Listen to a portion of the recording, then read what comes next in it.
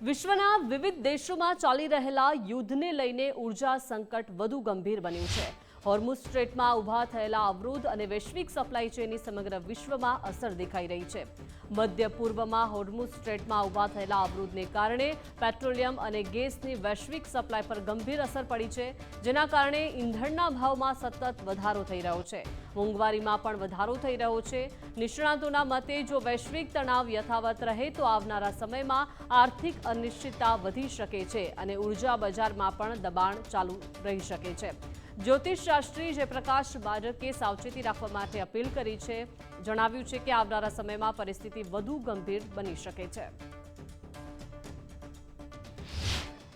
વિશ્વમાં યુદ્ધો ચાલી રહ્યા છે અને એ યુદ્ધો પાછા થંભવાનું નામ પણ લેતા નથી। એ ચાહે રશિયા અને યુક્રેન વચ્ચેનું યુદ્ધ હોય કે અમેરિકા અને ઈરાન વચ્ચેનું યુદ્ધ હોય, લેબેનાનમાં પણ ઇઝરાયલ વારંવાર હુમલા કરે છે, હોર્મુઝ સ્ટ્રેટ બ્લોકેડ થઈ ગયો છે, ઈરાને પણ બ્લોક કર્યું છે અને એની ઉપર અમેરિકાએ પણ બ્લોક કર્યું છે। તો એને કારણે ત્યાંથી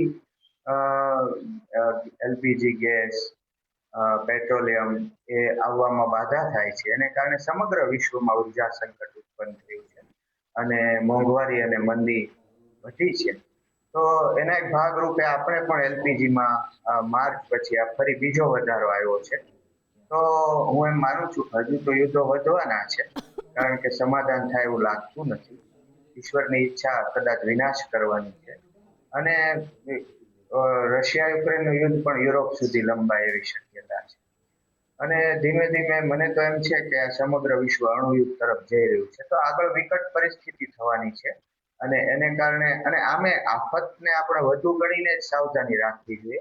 તો હું એમ માનું છું કે હજુ પણ આ પેટ્રોલિયમ, ગેસ, એની અંદર એલપીજીમાં, સીએનજીમાં ભાવો વધી શકે એ માટે આપણે તૈયારી રાખવી જોઈએ।